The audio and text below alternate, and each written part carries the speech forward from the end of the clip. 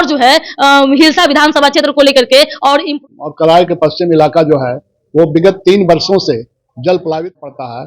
वहां से जब पानी वहां स्टोर ज्यादा होता है तो फाटक पूरा का पूरा फाटक खोल देता है और पूरा इलाका ये जलमग्न हो जाता है। इसलिए उसके संबंध में क्या कहना है? विकास को एकदम जमीन पर मालूम दे रहा है कि हाँ ये जमीन से जुड़ा हुआ कायन, ऊपर से उसको फल्गु कहते हैं, लेकिन नीचे आने पर धीरे धीरे वो नदी जो है सिकुड़ गई है, इलाका जल प्लावित हो जाता है। उसी तरह यहाँ पर है। उसके लिए सरकार को कोई कदम उठाना चाहिए। कुछ वार्ड पार्षदों में कुछ खटास पटास है, कुछ आपस में बन नहीं रहे, कुछ अलग अलग गुट में है, तो क्या ये बैठक होकर के क्या वार्ड पार्षदों से कार्यकाल से कुछ लोग जो है कुछ ऐसे चीजें जो कह रहे हैं कि हम उनसे जो कुछ कह रहे हैं कि बहुत अच्छे काम कर रहे हैं, कुछ कह रहे हैं कि उनसे कामों से जो असंतुष्ट है, इस पर क्या आपका? जिनको लाभ पहुंच रहा है वो अच्छे कह रहे हैं, जो लाभ से वंचित हैं वो कह रहे हैं कि अच्छे नहीं है। ये तो सब लाभ पर डिपेंड करता है। सर कि आपका अपना फंड मिलता होगा विधायक फंड से, तो विधायक फंड से क्या क्या लोगों को जो क्या क्या यहाँ पर जो है हिलसा में अपने अपने तरीके से लोगों को काम किए हैं? वो तो डबल इंजन की सरकार है, ये है डबल रफ्तार से चौमुखी विकास कर ही रही है, वो तो नीतीश कुमार जी कर रहे हैं। लेकिन अगर व्यक्तिगत अगर आपको कहा जाए तो आपने हिलसा को क्या दे रहे हैं? किसानों के लिए पटवन के लिए मेरे द्वारा बनाया गया है और मेनली सड़कें और नाला बहुत बड़ा नाला है, वो किसी तरह पानी 25 से 30 को लेकर के जो है और आगे क्या विजन मोटो रहेगा आपका आगे बढ़ाने के लिए, किस तक आपका बढ़ाने के लिए दिया जाए ताकि यहाँ के जो लड़कियां हैं या लड़के हैं वो बाहर जाके इन्विटेशन कार्ड देते हैं या कुछ करते हैं तो वो भी नहीं आते हैं। हम समझ में नहीं आ रहा है कि आपका क्या कारण, किसी में नहीं जाता हूँ तो उसमें शिकायत होती है, लेकिन मैं जनरली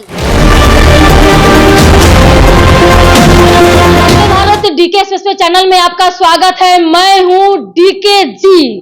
देखिए मेरे साथ मैं हिलसा में मौजूदगी है, मेरे साथ जो है माननीय आदरणीय देवतुल्य नीतीश कुमार जी के प्रतिनिधि हिलसा से 175 हिलसा विधानसभा क्षेत्र के माननीय आदरणीय मेरे साथ जो है कृष्ण मुरारी शरण उर्फ प्रेम कुमार मुखिया मेरे साथ मौजूद है। बहुत बहुत सर धन्यवाद मेरे चैनल में। आपको भी बहुत बहुत धन्यवाद।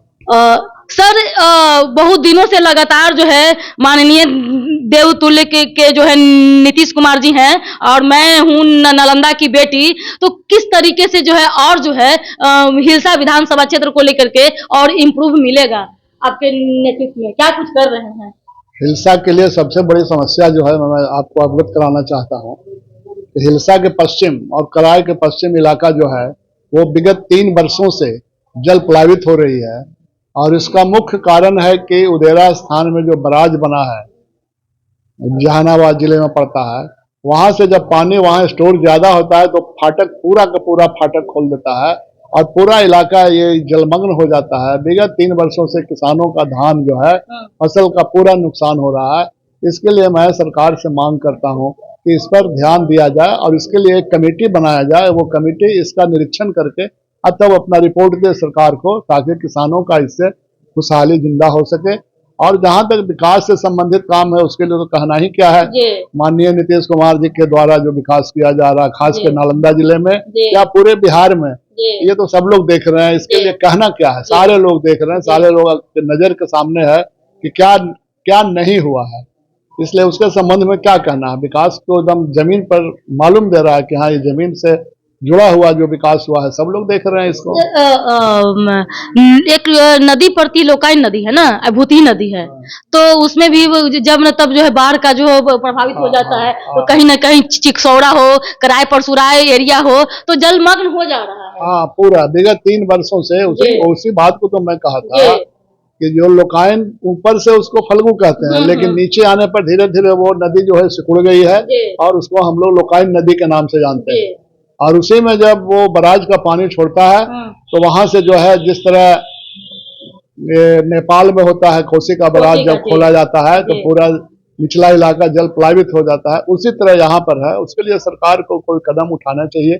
और एक मांग मैं और करता हूँ कि कम से कम 2 या 3 मुंह जो है बराज का वो बराबर खुला रहना चाहिए, चाहे ताकि गर्मी हो या जाड़ा हो या कोई भी टाइम हो, पानी का लेयर भी बना रहेगा और जानवरों को जो लोग पाले हुए हैं वो धोते हैं रोज, उसको उनको भी धोने उन्ने में सहूलियत होगी और पानी बगल में मिल जाएगी। पब्लिक ओपिनियन जब हिलसा में मैं आया करके कर रही हूँ तो कुछ वार्ड पार्षदों में कुछ खटास पटास है, कुछ आपस में बन नहीं रहे, कुछ अलग अलग गुट में है, तो क्या ये बैठक होकर के क्या वार्ड पार्षदों से क्या समस्या हो रही है सर?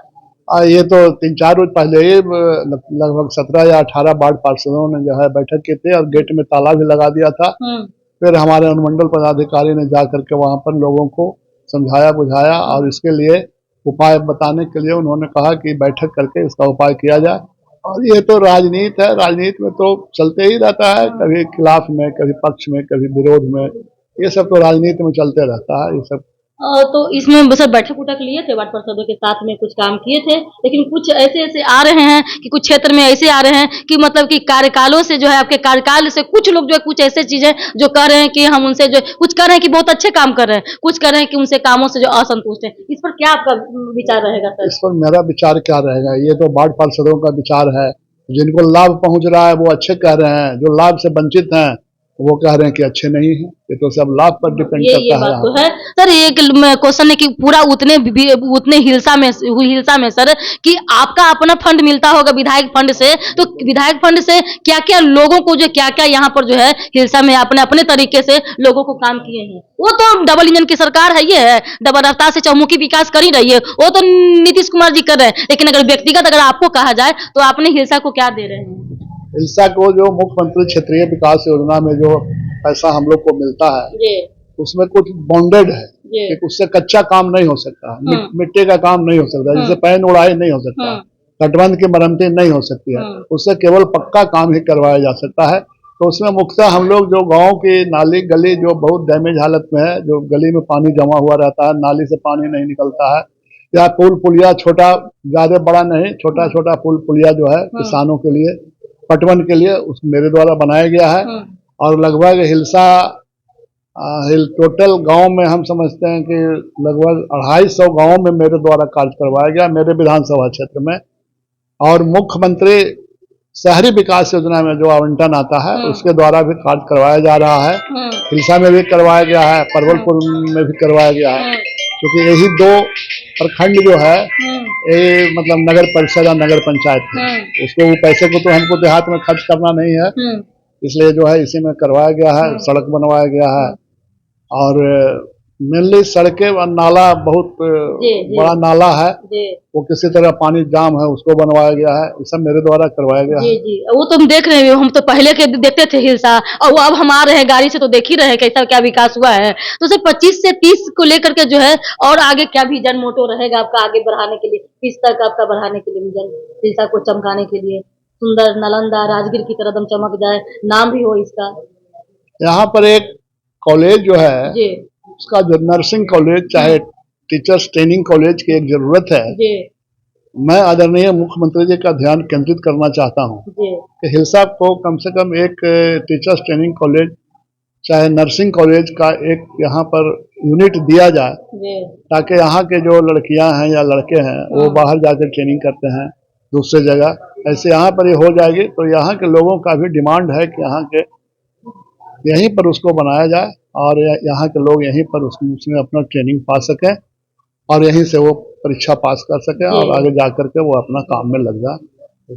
अब पब्लिक ये भी करिए कि आप जनता के बीच में रहते हैं, यहीं रहते हैं, पटना नहीं जाते हैं, घूमने कहीं नहीं जाते हैं, अपने क्षेत्र की जनता को आप जाते हैं, घूमते रहते हैं, समस्याओं को आप समाधान जो है करते रहते हैं, ये कहना है। अब कुछ लोग का ये भी कहना है कि अब इन्विटेशन कार्ड देते हैं या कुछ करते हैं तो वो भी नहीं आते हैं। हम समझ में नहीं आ रहा है कि आपका क्या कहना है। कुछ लोग कुछ कह रहे हैं कि वो नहीं आते हैं, कोई कह रहे हैं कि आते हैं। जो निमंत्रण मेरे पास आता है चाहे जिस तरह का हो, मैं लगभग 99% में जाता हूँ, 1-8% कभी छूट जाता है, कभी एंगेजमेंट के वजह से पार्टी का बैठक जो पटना में होता है या विधानसभा खुले रहने के कारण उसमें जो है व्यस्त रहने के कारण किसी में नहीं जाता हूँ तो उसमें शिकायत होती है।